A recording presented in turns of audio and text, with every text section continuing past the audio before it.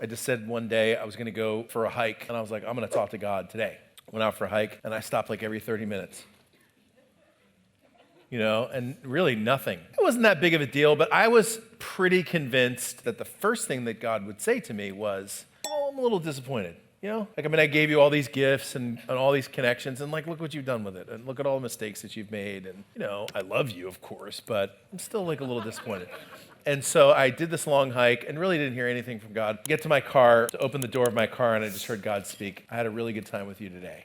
Oh, I was like, oh my goodness, that's amazing. The first thing I ever heard from God. And I will just tell you, over the years of doing this now almost professionally at this point, I've heard from God probably millions of times. I've certainly heard from God on behalf of other people a lot. I've heard what people said they heard from God, and his voice is always kind, and his voice is always love. And it makes sense because he's at the top of the dynamite scale.